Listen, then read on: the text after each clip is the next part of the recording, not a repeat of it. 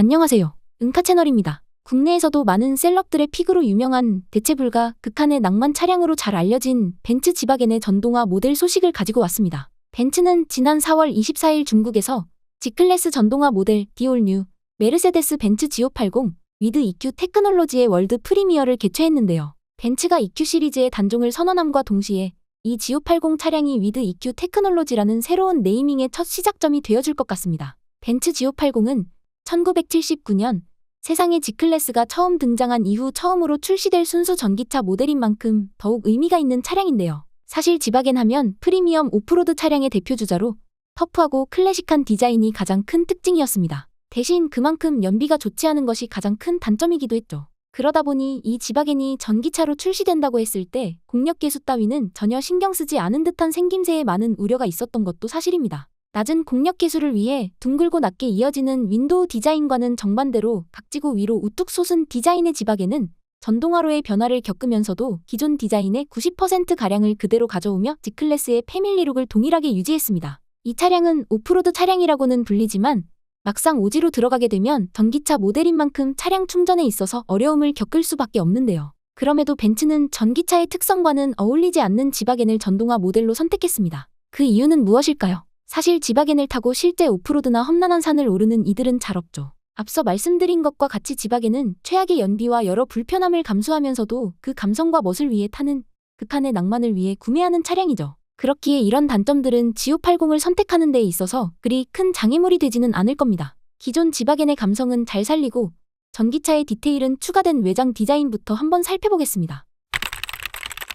전체적으로 기존 G클래스의 패밀리룩이 잘 유지되었습니다. 여기에 옵션으로 선택이 가능한 폐쇄형 블랙 패널 라디에이터 그릴이 나는 전기차다 라고 말해주는 것 같네요. 보닛과 그릴이 모두 조금씩 높아졌으며 A필러의 클레딩과 루프의 스포일러 립을 통해 어느 정도 공기역학에 신경을 쓴 모습을 볼 수 있겠습니다. 또한 뒷바퀴의 아치형 플레어에도 공기역학을 위해 에어커튼을 만들었다고 하네요. 기존의 틀을 그대로 유지한 G580에서 가장 눈에 띄게 바뀐 부분은 바로 후면부입니다. 기존 스페어 타이어가 장착되던 위치에 수납 공간이 들어갔는데요. 이 공간 안에는 충전 케이블이나 여러 작은 물건들을 수납할 수 있다고 합니다. 10kg까지 적재가 가능하지만 아무래도 차량 외부에 달려있다 보니 분실이나 도난의 위험도 있을 것 같아 귀중품을 보관하기에는 어렵지 않을까 싶네요.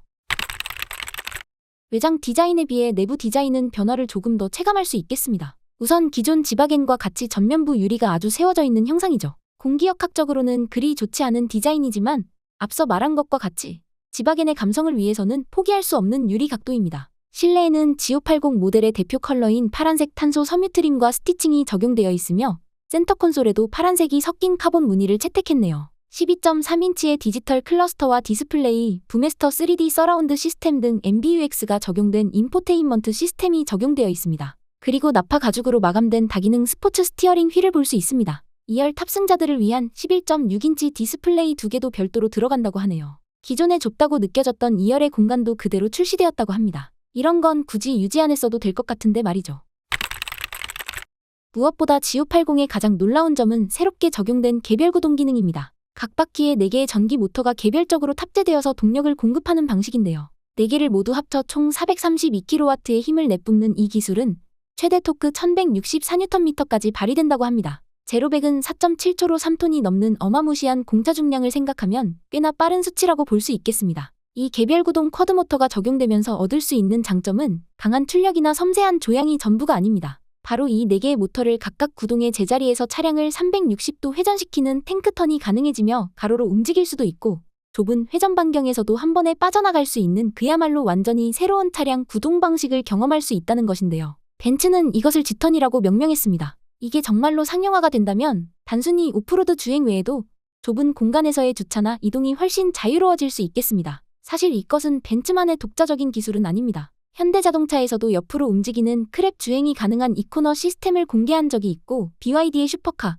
양양 U8과 리비안, 허머이V 또한 이 탱크턴을 선보인 적이 있었죠. 하지만 현대자동차의 기술은 아직 상용화가 되지 않았고 리비안 또한 기술력은 갖추었으나 어떤 이유인지 실제 양산 차량에는 해당 기능을 제외해버렸습니다. 생각보다 많은 기업들이 이 기술을 이미 가지고 있고 상용화시킨 것도 벤츠가 최초는 아닙니다만 기존 지바겐이라는 차량이 가지고 있던 브랜드 가치와 신뢰도가 사람들을 기대하게 하네요. 물론 온갖 비난을 받고 폐지했지만 한때 바퀴 조향각도 구독 서비스라는 새로운 체계를 제시했었던 벤츠라서 비장의 카드로 내보이는 이 기술이 더욱 자신만만하게 느껴지는 것 같습니다. 말로만 들으면 너무나도 편리한 기능이지만 실제 공도에서 이런 기능을 사용하기에는 아직까지는 위험성이 더 커 보이는 것이 사실입니다. 이런 쿼드 모터는 단순히 탱크턴이나 회전 반경만을 위한 것은 아닙니다. 오프로드에 최적화된 차량인 만큼 독자적인 모터의 높은 구동력과 접지력이 좋은 윈터 타이어 탑재로 최대 35도의 경사면에서도 안정적으로 주행이 가능하며 높은 바위와 산길도 무리 없이 헤쳐나갈 수 있다고 합니다.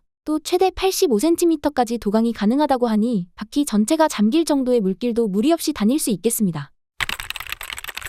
주행거리는 유럽 기준 473km, 국내로 들어오게 되면 환경부를 거치며 400km가 조금 안되게 줄어들 것 같네요. G580에는 116kW의 실리콘 배터리가 탑재되어 있지만 아무래도 오프로드에 최적화된 무거운 차량이다 보니 배터리 용량에 비해서는 그다지 길지 않은 주행거리가 나오는 것 같습니다. 전기차 특성상 차량 하부에 배터리팩이 깔리는데 험한 길을 다니다 보면 이 배터리가 손상되지 않을까 하는 걱정이 드시는 분들도 계실 텐데요. 다행히 하부에 배터리를 완전 밀봉시켜 탄소가 섞인 소재로 잘 감싸놓았고 일정 부분 물에 잠기거나 강한 충격이 있을 때에도 충분히 버틸 수 있도록 설계되었다고 합니다. 차량 가격은 독일 기준으로 하나 약 2억 2천만 원부터 시작한다고 합니다. 기존 내연기관 지바겐과 큰 차이는 없는 가격인데요. 국내에는 올해 하반기에 출시될 예정입니다. 끝장나는 감성으로 두터운 팬층을 가진 벤츠 G클래스의 새로운 도전. 기존 지바겐에 이어서 G580 역시 그 브랜드 가치를 이어받으며 새롭게 나아갈 벤츠의 전기차 라인의 좋은 출발점이 되어줄 수 있을지 전 세계에 관심이 쏠리고 있습니다.